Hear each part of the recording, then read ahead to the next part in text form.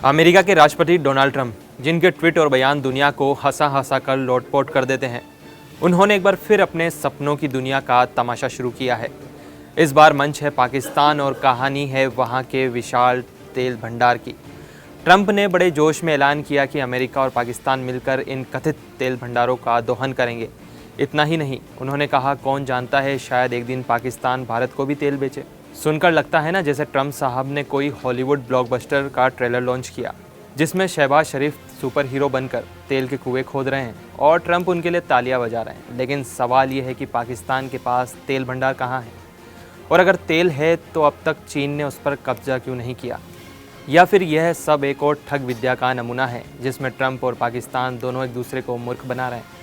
पाकिस्तान के प्रधानमंत्री शहबाज शरीफ ने इस डील को ऐतिहासिक बताकर ट्रंप का शुक्रिया अदा किया, मानो उन्हें ऑस्कर मिल गया हो। लेकिन हकीकत उतनी चमकदार नहीं है।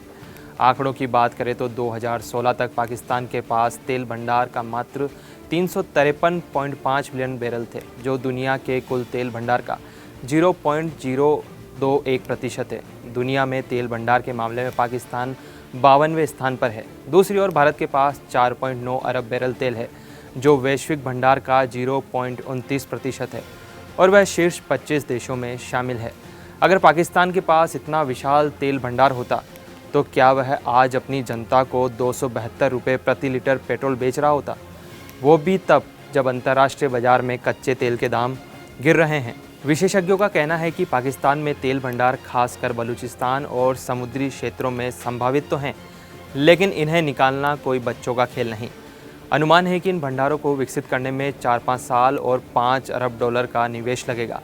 गैस भंडार की बात करें तो 235 ट्रिलियन क्यूबिक फीट का दावा किया जाता है, लेकिन इसका 10% भी निकालने में 25 से 30 अरब डॉलर और 1 दशक से ज़्यादा समय चाहिए। पाकिस्तान की मौजूदा आर्थिक हालात और वह कर्ज के लिए IMF के दरवाजे खटखटा रहा है और इस सपने को और हास्यास्पद बनाता है। बलूचिस्तान, जहां तेल और गैस होने की बात कही जाती, वहां विद्रोह और अस्थिरता इतनी है कि कोई भी कंपनी वहां निवेश करने से पहले 1000 बार सोचेगी। अब सवाल ये उठता है कि अगर तेल भंडार इतने विशाल हैं तो चीन ने अब तक इन पर नज़र क्यों नहीं डाली? चीन, जो पाकिस्तान का सबसे गहरा दोस्त है और सीपेक के जरिए वहां अरबों डॉलर का निवेश कर चुका है, क्या इतना बड़ा मौका छोड़ देता? हकीकत यह है कि 2019 में इमरान खान ने भी कराची के पास समुद्री तेल भंडार की खोज का दावा किया था, लेकिन कुछ ही घंटों में पाकिस्तान की पेट्रोलियम डिवीज़न ने इसे खारिज कर दिया।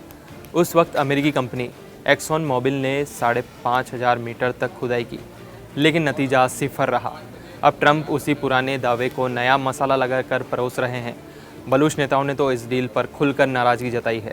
एक बलूच नेता ने कहा कि ट्रंप को पाकिस्तानी सेना ने गुमराह किया है। उनका दावा है कि तेल और खनिज भंडार बलूचिस्तान में है, ना कि पाकिस्तान के पंजाब में, और पाकिस्तानी सेना इसका गलत इस्तेमाल कर रही है। ये बयान ट्रंप की इस डील को और सवालों के घेरे में लाता है। ट्रंप का ये बयान भारत के लिए एक तंज भी है, क्योंकि उन्होंने भारत पर 25% टैरिफ लगाने का ऐलान भी किया। शायद ट्रंप सोच रहे हों कि पाकिस्तान से तेल बेचकर वह भारत को सबक सिखाएंगे, लेकिन हकीकत में यह डील एक हवाई महल ज़्यादा लगती है। पाकिस्तान की आर्थिक अस्थिरता, तकनीकी कमी और राजनीतिक अराजकता को देखते हुए यह डील शायद ही ज़मीन पर उतरे। अंत में यह कहना गलत नहीं होगा कि ट्रंप और शहबाज दोनों अपने अपने देशों में सपने बेचने की कला में माहिर है। ट्रंप अमेरिका को ग्रेट अगेन बनाने के चक्कर में पाकिस्तान के तेल का ख्वाब देख रहे हैं, और शहबाज अपनी कुर्सी बचाने के लिए ट्रंप की तारीफ़ों के पुल बांध रहे हैं। लेकिन हकीकत यह है कि ना तेल है, ना पैसा है, और ना ही इस डील में कोई दम। शायद यह दोनों देशों की जनता के लिए एक नया जोक सुनाने की साजिश मात्र है।